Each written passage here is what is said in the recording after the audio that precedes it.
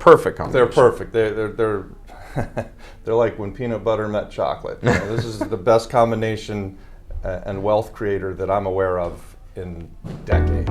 Hey, if you guys are enjoying the content and you like what you're seeing, put a comment below. Let us know what your favorite part is. Let us know what you want us to talk about in the future.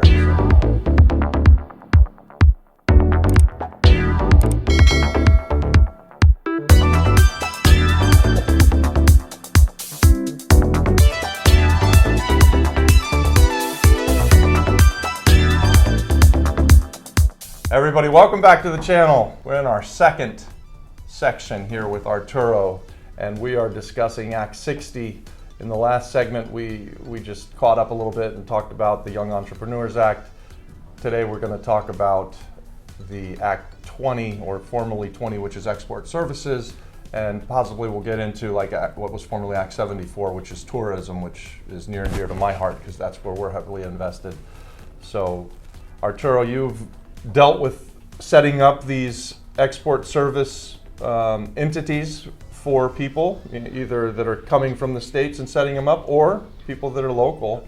And again, want to kind of stress that most of Act 60 is available to the local population and how they can take advantage of it, and the fact that they should be taking advantage of it and that they are taking advantage of it. And we just want to educate, let people know that it's there, right? Like, there is a beautiful act that will allow you to be in business and make some money and pay very low taxes, and it's there for everybody. What's it mean to have an export service business? What type of, I mean, you named a couple. You're exporting music.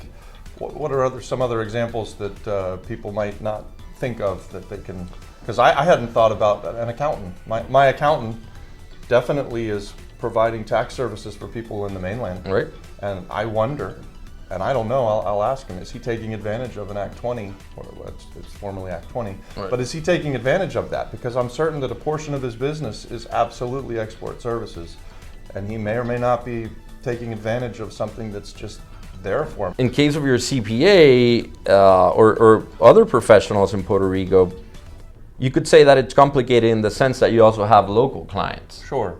And of course, those local clients, you can't export services to local clients. Right. So you really have two options. Either you open a new corporation and you apply to the grant through that, or you apply through your Puerto Rico corporation, and then you need to separate the books, to segregate them, it's the correct word, so that you can keep track of from the services that you export versus the services that you don't export that are Puerto Rico based. So that's definitely a challenge for some locals deciding whether it's worth it, whether, you know, what's the amount, the percentage of services that are being exported versus the local services. Without a doubt, that's something that I think all professionals that have mainland clients should be taking advantage of.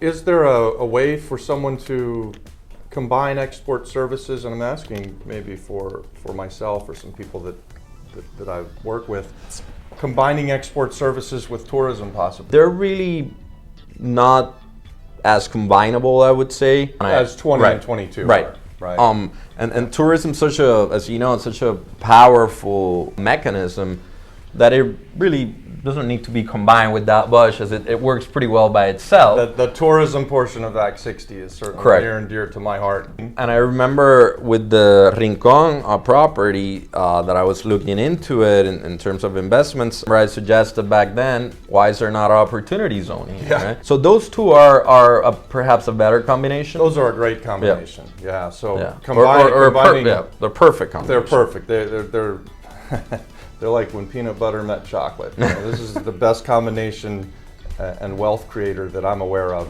in decades, right? Like self-directed IRAs, good. 1031 exchanges, good.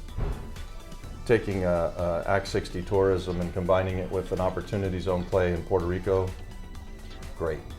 That's like amazing. The important thing people do need to understand that the reason behind these tourism incentives is to create jobs and move the economy. Right. So they are, I mean, they've always been doing this, but recently the government is correctly, in my opinion, verifying and ensuring that these investments that want to qualify for tourism grants really create jobs and move the economy. And it's not a random individual, you know, buying a property to flip it and not create any value. So it's important here that the purpose of this is obviously to foment the tourism, but at the same time to create all those jobs in those very good paying industries. It's a beautiful portion of the act, right? Like it's creating high paying jobs. It's taking properties that have been distressed or knocked out by Hurricane Maria and bringing them back to life. And I hope that people see it as a win for the community, right? So we've been talking a lot about the Act 20 export services, and we've gone through the tourism portion of Act 60.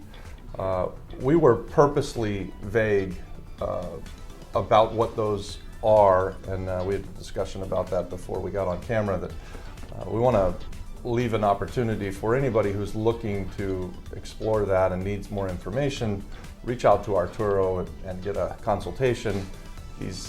He'd like to be more thorough than we could be in an interview. Ask the questions in the comments below. Anything that you want us to get more specific on, we could do that in a subsequent conversation. So that would be really cool if you guys, once you like and leave a comment, tell us what you want us to talk about in the next one. And smash the subscribe button. Smash the subscribe button. Yeah.